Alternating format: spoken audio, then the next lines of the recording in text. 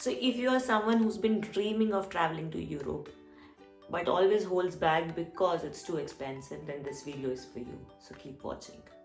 Hello people. Don't mind my voice. मुझे Covid हो गया है. वीडियो से नहीं फैलता. Today's topic is how can you travel to Europe cheaply, like in a budget. So traveling to Europe depends on various factors, obviously. You know, where are you coming from? Where are you planning to go? क्या budget है आपका? How many days are you planning to spend in Europe and everything. So ये सब जोड़ जाड़ के मैंने कुछ points लिखे हैं अपनी book में. So let's get into the video. If you are coming across to me for the first time, my name is Vishali Dutt. I live in Munich, Germany, and I share all my life experiences here, good and bad, and try to make your life a bit easier. But today, I'm going to make your life a whole lot more easier. Tip number 1. Europe is shitty expensive in summers. So if you are planning to travel in a cost-efficient manner, then I think you should go for off-season. And also it lets you explore the city in a more peace and calmer sense, क्योंकि भीड़ कम होती है, otherwise it's super crowded and pictures अच्छी नहीं आती हैं. I mean, there are way too many people, you cannot explore everything in peace. So if you want to do that, then go for off-season. The off-season to travel Europe is between October, November, December, January, because that's the winter time and it's much cheaper during the winter. Summers are more costly. Tip number 2, research. Very important. It is very important. Prior to going where you're planning to go, you should know everything about it. From the hotels, how much you can spend on food, and the traveling expense, everything. Eastern Europe is way cheaper than Western Europe.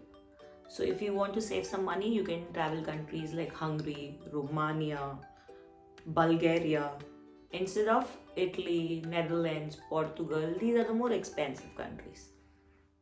Tip number 3, talking about transportation. We all know Europe is like well connected by trains, buses.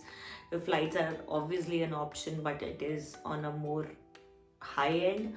So if you are looking for a cheaper option, then I would suggest Flixbus is it. This is it. This will take you everywhere in and around Europe, and it is probably the most cheapest option for you. Other cheaper option, if you booked on time, is by train. If you book your train tickets well in advance, you will get a huge discount. It will be way cheaper than the last moment, if you try to book the tickets.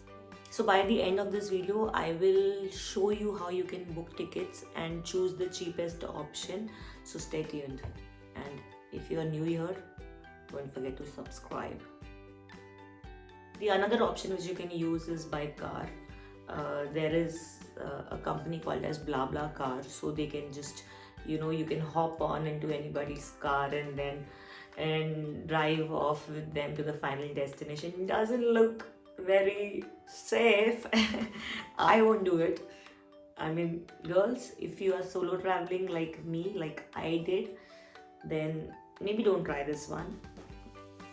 Go for bus. I know it's a bit uncomfortable to sit in that bus for a really long period of time, but it is cheaper, and you get the socket to charge your phone. There is Wi-Fi in the bus, so it's okay. And if you need a more comfortable option, then you should go for trains. Book it well in advance. And then now, talking about transportation within the city you are traveling to, I would suggest that go for the travel pass. So every city, like for example Paris, Amsterdam, they have their own 3-day, 2-day travel passes. It is way cheaper. Just buy it for 3 days and then you can use it in any means of transportation there is.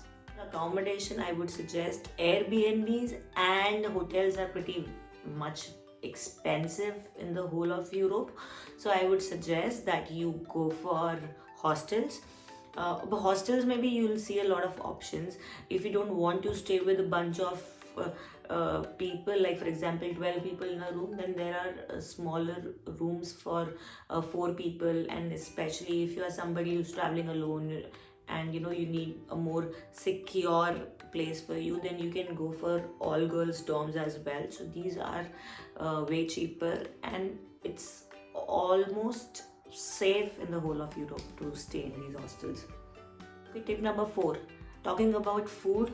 First, if you are staying in a hostel, then look for ones which give you free breakfast.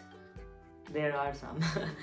If not, then you can go for a heavy breakfast and carry some snacks from the nearby grocery store. You'll get them everywhere. You can have it along. You can just eat during the day instead of going to a expensive restaurant.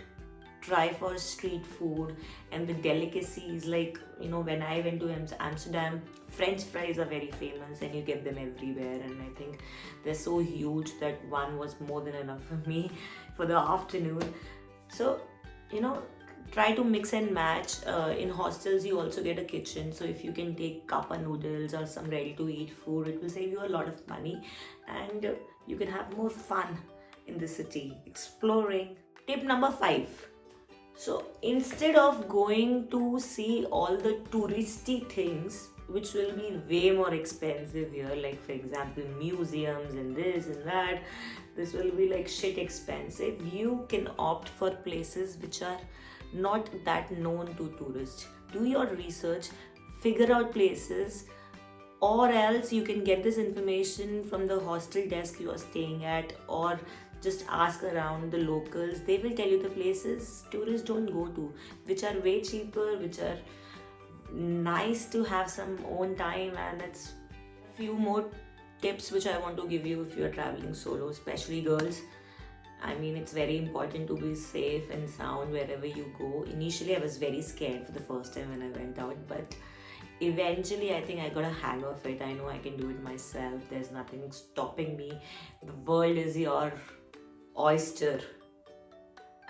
But you need to keep few things in your mind, like for example, you should always inform someone about your day, your whereabouts, what you're planning to do for the day. At least somebody should know about it. Always carry power banks. Carry two power banks, because what happened with me is, when I was in Amsterdam, I got lost so many times even after looking at that Google Maps. So my battery was super drained because it was in use the whole day. I couldn't take any pictures, nothing. It was all Google Maps. So that's very shitty. From here I remember another tip, that is, wherever you go, they have specific related maps. So you don't have to just blindly follow Google Maps. You can download the maps of that specific city. It will be much more helpful and useful to you rather than Google Maps. With Google Maps comes the next tip: do not get overwhelmed with directions. If you are as bad as me, do not worry. Just take a breather, relax, sit down, try to find out, and you'll get it. I'm pretty sure you will. Do not worry. Last but not the least, act confident. दिल में है विश्वास, पूरा है विश्वास, हम होंगे कामयाब एक दिन. And we will right now get into the demo of how to book these tickets. So you search Rome to Rio on your Google Chrome, and let's search how much it takes from Munich to Paris. So once we type Paris into the box, it will give you all the options which are readily available. The cheapest option, the second cheapest option, from train, bus, flights, it will give you all the options. You can choose which one you want to go ahead with. Rome to Rio also gives you an option for hotels. If you want to book some, you'll get some there. And let's go into train. If you see, so Munich to Paris, it will give you how much price it takes, from where to book, and everything. Okay guys, thank you so much for watching, and I hope if you are planning to come here, then you have a great trip. Enjoy Europe. and spread some love. Thank you. Bye bye.